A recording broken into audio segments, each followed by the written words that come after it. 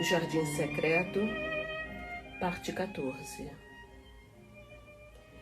Mary pulou corda em volta de todos os jardins e do pomar, descansando de poucos em poucos minutos. Finalmente fez a sua própria caminhada especial e decidiu tentar se conseguiria pular em toda a extensão do caminho. Seria uma boa e extensa pulada, e começou vagarosamente, mas antes que tivesse descido metade do caminho, estava com tanto calor e tão ofegante que foi obrigada a parar. Não se importou muito porque já tinha contado até 30. Parou com uma risadinha de prazer e eis que estava lá o pintarroxo, balançando em um galho comprido da era. O passarinho seguiu-a e saudou-a com um trinado. Enquanto Mary pulava em sua direção, sentiu algo pesado em seu bolso, batendo contra ela a cada pulo, e quando viu o pintarroxo, sorriu novamente. "Ontem você me mostrou onde estava a chave", disse ela. "Hoje quero que me mostre a porta, mas não creio que saiba onde ela está." O pintarroxo voou de seu galho de era, que balançava para o topo do muro, e abriu seu bico, começando a cantar um ruidoso e encantador trinado, simplesmente para se exibir. Nada no mundo é tão adoravelmente encantador quanto um pintarroxo quando se exibe, e estão quase sempre fazendo isso. Mary Lennox ouviu muito sobre mágica nas histórias que sua ama contava, e achou que o que aconteceu naquele momento foi exatamente isso. Uma das agradáveis rajadas suaves de vento soprou impetuosamente caminho abaixo e era mais forte do que as outras. Foi forte o suficiente para balançar os galhos das árvores e, mais do que isso, chegou a balançar os galhos rastejantes da era não aparada que se pendurava no muro. Mary aproximou-se do pintarroxo e, de repente, a rajada de vento se movimentou ao lado de algumas trilhas formadas por eras soltas. Mais repentinamente ainda, a garotinha pulou na direção dele e o pegou na mão. Fez isso porque viu algo sob o pássaro, uma maçaneta redonda que tinha sido coberta pelas folhas que se penduravam sobre ela. Era a maçaneta de uma porta. Ela pôs as mãos sob as folhas e começou a puxar e empurrá-las para o lado. Espesso como a era pendurada, quase tudo era como uma cortina solta que balançava, embora alguns ramos se arrastassem sobre a madeira e o ferro. O coração de Mary começou a bater com força e suas mãos começaram a tremer um pouco em seu deleite e excitação. O pintarroxo continuou cantando, chilreando, inclinando a cabeça para o lado, como se estivesse tão excitado quanto ela. O que era aquilo sob as mãos, quadrado e feito de ferro, e onde seus dedos encontraram um buraco? Era a fechadura da porta que estivera fechada por 10 anos. Ela pôs então a mão no bolso, retirou a chave e descobriu que se ajustava ao buraco. Pois a chave girou-a. Precisou das 2 mãos para fazer isso, mas a chave girou. Então respirou profundamente, olhou para trás e para cima do extenso caminho para ver se alguém estava vindo. Ninguém estava. Ninguém nunca vinha, ao que parecia, e respirou bem fundo mais uma vez, porque não podia evitar. Conteve a cortina de era que balançava e recuou a porta, que abriu vagarosamente. Esgueirou-se então pela porta, fechou-a atrás de si, encostando-se nela, olhando ao redor e respirando muito rápido, com excitação, espanto e deleite. E ficou ali dentro do jardim secreto. Era o lugar mais encantador e de aparência mais misteriosa que qualquer um poderia imaginar.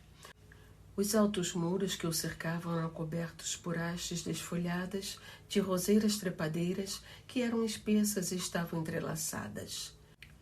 Mary Lennox sabia que eram roseiras porque viu um grande número delas na Índia.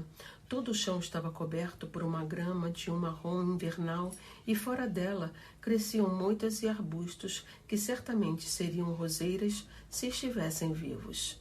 Havia um grande número de roseiras comuns que espalharam tanto seus galhos que eram como pequenas árvores.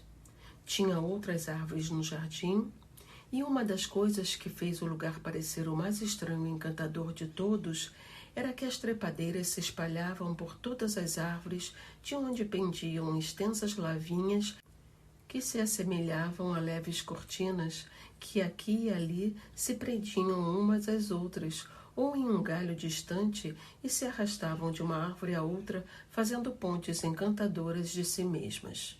Não havia folhas nem rosas naquele momento, e Mary não sabia se estavam mortas ou vivas, mas suas delgadas ramagens pardas ou marrons pareciam um tipo de manto sombrio que se espalhava sobre tudo, muros, árvores e até a grama marrom de onde caíam seus entrelaçamentos que corriam pelo chão. Era esse emaranhado sombrio de árvores a árvore que fazia isso tudo parecer tão misterioso. Mary pensou que aquele devia ser diferente dos outros jardins que não foram abandonados por tanto tempo. Era de fato diferente de qualquer outro lugar que já vira em sua vida. É tão calmo aqui, sussurrou ela, tão silencioso. A garotinha esperou por um momento e ouviu o silêncio. O pintarroxo que tinha voado para sua copa de árvore estava silencioso como todo o resto, nem mesmo bateu as asas, apenas empoleirou-se sem se mexer e olhou para Mary. Não é de se admirar que seja silencioso, sussurrou novamente. Sou a primeira pessoa que fala alguma coisa aqui dentro nos últimos 10 anos. Afastou-se da porta, pisando com tanta suavidade como se estivesse com medo de acordar alguém. Estava feliz por haver grama sob seus pés e por seus passos não fazerem nenhum barulho. Caminhou sob um dos arcos pardos de fada, por entre as árvores, e levantou os olhos para as ramagens e as lavinhas que os formavam.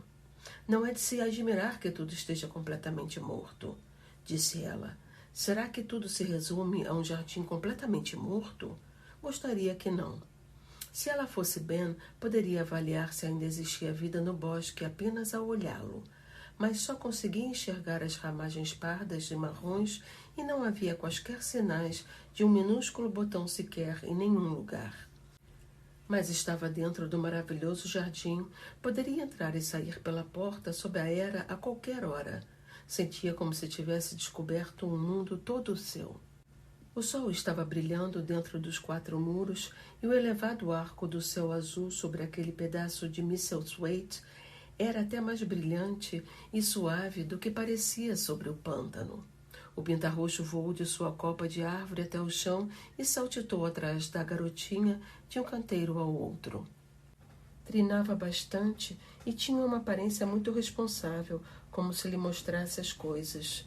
Tudo estava estranho e silencioso e ela parecia estar a centenas de quilômetros de qualquer outra pessoa, mas de alguma maneira não se sentia nem um pouco solitária. Tudo o que a incomodava era seu desejo de saber se todas as roseiras estavam mortas ou se talvez algumas delas viveriam e se poderiam soltar folhas e botões quando o tempo ficasse mais quente. Seria maravilhoso se fosse um jardim cheio de vida, onde milhares de rosas poderiam crescer por todos os lados. Carregava a corda de pular no braço quando entrou e, depois de caminhar de um lado para o outro, pensou que deveria pular corda em torno de todo o jardim, parando quando quisesse olhar as coisas. Parecia ter havido caminhos de grama aqui e ali, e em um dos 2 cantos havia caramanchões de sempre vivas, com assentos de pedra ou altos vasos de flores cobertos de musgos. Quando se aproximou do segundo desses caramanchões, parou de pular corda. Nele houvera uma vez um canteiro de flores. Então ela pensou ter visto algo surgindo da terra escura, alguns delgados pontos verdes claros. Lembrou-se do que Ben Weatherstaff dissera e se ajoelhou para olhá-los. Sim, são minúsculas coisas que estão crescendo e podem ser açafrões, anêmonas ou narcisos, sussurrou ela. Inclinou-se bem perto dos pontos verdes e cheirou o aroma fresco da terra úmida. Gostou muito disso. Talvez haja outras coisas brotando em outros lugares, disse ela. Vou procurar por todo o jardim. Não pulava corda, mas caminhava vagarosamente e mantinha os olhos no chão. Olhava nos velhos canteiros da margem e entre a grama, e depois de dar uma volta tentando não deixar escapar nada, descobriu muitíssimos pontos verde claros delgados e ficou muito excitada. Não está completamente morto. Falou em voz baixa para si mesma. Mesmo que as roseiras estejam mortas, há outras coisas com vida. Não sabia nada sobre jardinagem, mas a grama se mostrava tão espessa nos lugares onde os pontos verdes terminavam seus caminhos que pensou que eles não pareciam ter espaço suficiente para crescer. Procurou por toda parte, até que encontrou um pedaço de madeira mais cortante, então ajoelhou-se e cavou, eliminando as ervas daninhas e a grama, até que preparou boas e pequenas áreas limpas em torno deles. Acho que agora eles podem respirar, disse ela depois que terminou o trabalho com os primeiros espaços. Vou preparar muitíssimos deles. Farei tudo o que puder. Se não tiver tempo hoje, posso vir amanhã. Foi de um lugar ao outro, cavou e eliminou mais ervas daninhas e se divertiu tanto que foi atraída de um canteiro ao outro e para a grama sob as árvores. O exercício a fez sentir tanto calor que primeiro tirou seu casaco e depois seu chapéu e, sem perceber, sorria para a grama e para os pontos verde claros o tempo todo. O pinta-roxo estava tremendamente ocupado. Estava muito contente de ver a jardinagem em seu próprio cercado. Frequentemente maravilhava-se com Ben Weatherstaff. Onde a jardinagem era feita, todos os tipos de coisas deliciosas para se comer acabam aparecendo no solo. Agora cá estava esse novo tipo de criatura que não tinha metade do tamanho de Ben, mas tivera o bom senso de entrar em seu jardim e começar a ajeitar as coisas de uma vez. Dona Mary trabalhou no jardim até que fosse hora de seu almoço. Na verdade, demorou um pouco para se lembrar da refeição e quando pôs seu casaco e seu chapéu e pegou sua corda de pular, não podia acreditar que estivera trabalhando por 2 ou 3 horas. Estivera realmente feliz durante o tempo todo, e muitos dos pontos minúsculos e verde claros podiam ser vistos em áreas limpas, aparentando o dobro de alegria que aparentavam antes, quando a grama e as ervas daninhas o sufocavam. Devo voltar ainda hoje à tarde, disse ela, olhando tudo ao redor de seu novo reino, falando com as árvores e as roseiras como se a ouvissem. Então correu ligeiramente pela grama, empurrou a vagarosa porta velha para abri-la e esgueirou-se por ela sob a era. Tinha as bochechas tão vermelhas, os olhos tão brilhantes, e comeu tanto que Marta estava encantada. 2 pedaços de carne e 2 porções de arroz, disse ela. E mamãe vai ficar feliz quando eu lhe contar o que a corda de pular tem feito para você. Enquanto cavava com a vara pontiaguda, Dona Mary se viu desenterrando um tipo de raiz branca um pouco semelhante a uma cebola. Colocou-a de volta em seu lugar e cuidadosamente aplanou a terra sobre ela, perguntando-se se Marta poderia lhe dizer o que era. Marta, disse ela, o que são aquelas raízes brancas que parecem cebolas? São bulbos, respondeu Marta. Muitas flores de primavera crescem deles. Os bulbos são muito pequenos, são anêmonas e açafrões, e os grandes são narcisos e junquilhos. Os maiores de todos são lírios e íris roxas. Ah, são bonitos. Deacon conseguiu plantar todos eles em nosso pequeno jardim. Deacon sabe tudo sobre eles? Perguntou Mary, com uma nova ideia tomando posse de sua mente. Nosso Deacon pode fazer uma flor desabrochar de uma parede de tijolos. Mamãe diz que ele simplesmente faz as coisas se desenvolverem sem a terra. Os bulbos vivem muito tempo? Viveriam anos e anos, mesmo que ninguém cuidasse deles? Perguntou Mary com ansiedade. Eles cuidam de si mesmos, disse Marta. É por isso que os pobres podem se dar ao luxo de tê-los. Se você não os incomodar, a maioria deles continuará ativa debaixo da terra por toda a vida e se alastrará tendo apenas pequenas perdas. Aqui é um lugar no bosque do parque onde há anêmonas aos milhares. Formam a mais linda cena em Yorkshire quando chega a primavera. Ninguém sabe quando foram plantadas pela primeira vez. Queria que já estivéssemos na primavera agora, disse Mary. Quero ver todas as coisas que são cultivadas na Inglaterra. Terminou seu almoço e foi para seu assento favorito no tapete da lareira. Eu queria ter uma pequena pá, disse ela. Para que você quer uma pá? Perguntou Marta, dando uma risada. Você vai cavar? Tenho que contar isso para a mamãe também. Mary olhou para o fogo e refletiu um pouco. Deveria ser cuidadosa se tivesse a intenção de não perder seu reino secreto. Não estava fazendo nenhum mal, mas se o Sr. Craven descobrisse sobre a porta aberta, ficaria amedrontadoramente furioso e conseguiria uma nova chave para trancá-lo para todo sempre. Não poderia suportar isso. Esse é um lugar muito solitário, disse bem devagar, como se os assuntos em sua mente mudassem sem parar. A casa é solitária, assim como o parque e os jardins. Muitos lugares parecem fechados. Nunca fiz muita coisa na Índia, mas havia mais pessoas para ver. Nativos e soldados que marchavam e às vezes grupos que brincavam, e minha ama me contava histórias. Não há ninguém para conversar aqui, exceto você e Ben Waterstaff. E você tem que fazer seu trabalho, e o jardineiro não vai conversar comigo com frequência. Acho que se tivesse uma pequena pá, poderia cavar em algum lugar, como ele faz, e poderia fazer um pequeno jardim se ele me desse algumas sementes. O rosto de Marta se iluminou. Vejam só, exclamou ela. Se essa não foi uma das coisas que mamãe disse. Ela disse, há muito espaço naquele imenso lugar. Por que eles não dão um pedacinho para a própria garotinha cuidar, mesmo que não plante nada, a não ser salsa e rabanetes? Ela cavaria, planaria a terra e ficaria completamente feliz por isso. Foi exatamente isso que mamãe disse. Foram essas palavras dela? Perguntou Mary. Quantas coisas ela sabe, não é? Isso mesmo, disse Marta. É como ela diz, uma mulher que cria 12 filhos aprende alguma coisa, além do seu A, B e C. Os filhos são tão bons quanto a aritmética para levar você a descobrir as coisas. Quanto custaria uma pá? Uma pequena pá? Perguntou Mary. Bem, foi a resposta pensativa de Marta.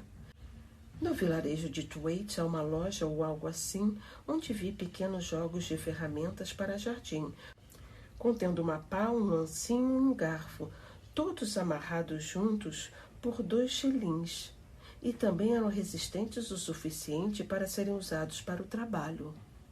Tenho mais do que isso em meu porta-níqueis, disse Mary. A Sra. Morrison me deu 5 shillings e a Sra. Medlock algum dinheiro do Sr. Craven. Ele lembrou tanto assim de você? Exclamou Marta. A Sra. Medlock disse que eu deveria ter 1 shilling por semana para gastar. Todos os sábados ela me dá 1. Não sei em que gastar o dinheiro. Palavra de honra. Assim são os ricos, disse Marta. Você pode comprar qualquer coisa que queira no mundo. O aluguel do nosso chalé custa apenas 1 libra e 3 centavos e quase precisamos extrair dentes caninos superiores para conseguir essa quantia. Bem, eu tive uma ideia, disse colocando as mãos nos quadris. O que é? Disse Mary ansiosamente. Na loja de Thwaite, eles vendem pacotes de sementes de flores por 1 centavo de libra cada, e nosso Deacon sabe qual é a mais bela das flores e como fazê-las crescer.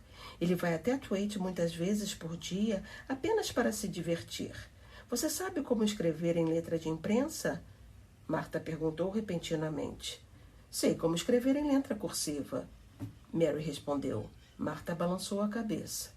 Nosso Deacon só sabe ler em letra de imprensa. Se você soubesse escrever em letra de imprensa, poderíamos escrever uma carta para ele e pedir-lhe para comprar as ferramentas de jardim e também as sementes. Oh, você é uma boa garota, gritou Mary. Você realmente é. Não sabia que você era tão amável. Acho que consigo escrever em letra de imprensa se tentar. Vamos pedir à Sra. Medlock uma caneta, tinta e papel. Tenho meus próprios materiais, disse Marta. Eu os comprei assim que poderia escrever cartas para a mamãe aos domingos. Vou pegá-los. Ela saiu apressadamente do quarto e Mary ficou de pé ao lado do fogo, torcendo as pequenas mãos delgadas em um gesto de pura excitação.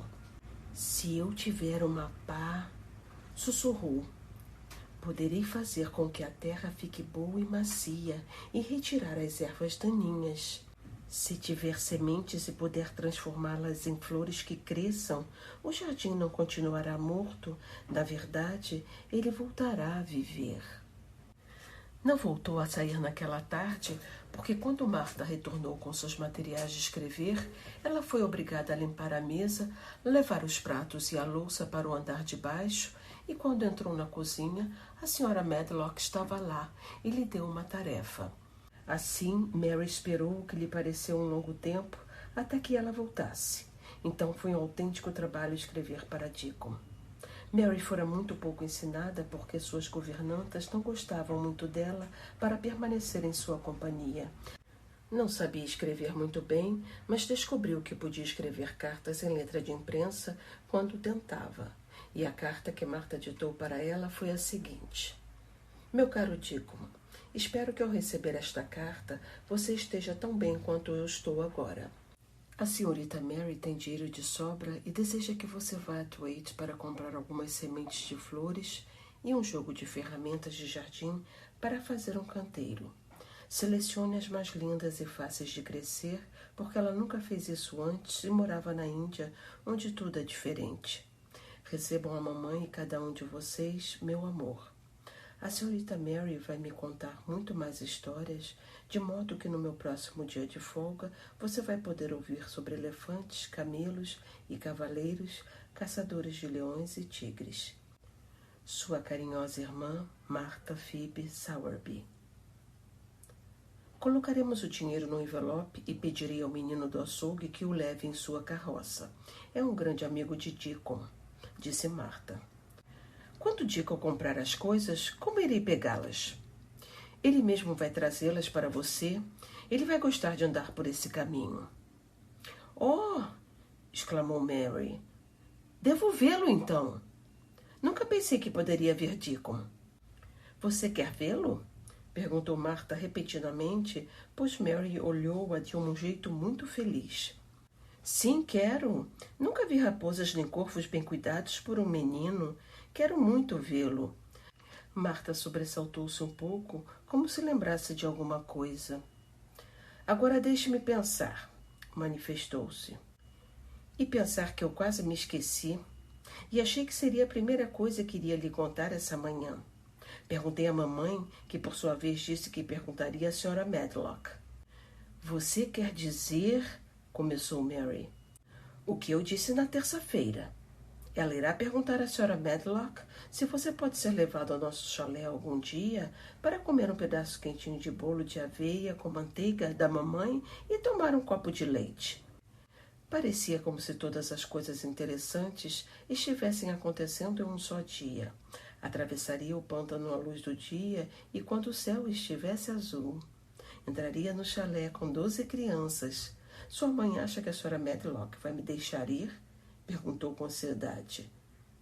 Sim, é provável que deixe. A senhora Medlock sabe que mamãe é uma mulher arrumada e que mantém um chalé muito limpo. Se for lá, quero ver sua mãe, tanto quanto Deacon, disse Mary, refletindo e gostando muito da ideia. Ela não parece ser como as mães na Índia. Seu trabalho no jardim e a empolgação da tarde terminaram por torná-la silenciosa e pensativa. Martha ficou com ela até a hora do chá, mas mantiveram-se em um silêncio gostoso e conversaram muito pouco. Mas pouco antes de Martha ir para o andar de baixo arrumar a bandeja de chá, Mary fez uma pergunta. Martha, começou Mary, a copeira teve dor de dente hoje novamente? Martha sobressaltou-se. O que faz você perguntar isso? Disse ela. Porque enquanto esperava que você voltasse, abri a porta e caminhei pelo corredor abaixo, para ver se você estava vindo, e ouvi aquele longínquo choro novamente, igual ao que ouvimos na noite passada. Não está ventando hoje, então deduz-se que não poderia ter sido vento. Ei, disse Martha de forma agitada, você não deveria estar caminhando pelos corredores para ouvir alguma coisa. O Sr. Craven ficaria com bastante raiva se soubesse e não sabemos o que faria. Não estava ouvindo, disse Mary. Estava simplesmente esperando por você quando ouvi um choro. Quer dizer, 3 vezes. Palavra de honra, é a campainha da Sra. Medlock, disse Martha e quase saiu apressadamente do quarto. É a mais estranha casa onde qualquer um jamais morou, disse Mary sonolenta enquanto baixava a cabeça sobre o assento acolchoado da poltrona que ficava perto dela. O ar fresco, a escavação e a corda de pular fizeram-na sentir tão confortavelmente cansada que caiu no sono. O sol brilhou por aproximadamente uma semana sobre o jardim que Mary chamava de jardim secreto toda vez que pensava nele. Gostava do nome e gostava ainda mais da sensação de que, quando os belos muros antigos a trancavam, ninguém sabia onde estava. Ela se sentia quase como se estivesse isolada do mundo em algum reino de fadas. Os poucos livros que leu e gostou eram livros de contos de fada, onde leu sobre jardins secretos em alguma de suas histórias. Às vezes as pessoas iam dormir nesses jardins por 100 anos, o que ela achava que devia ser muito estranho. Não tinha intenção de dormir ali e, de fato, estava ficando cada vez mais acordada todos os dias que passava em Misselthwaite. Estava começando a gostar de ficar fora de casa, não mais odiava o vento, até gostava dele. Podia correr mais rápido e mais distante e podia pular corda até 100.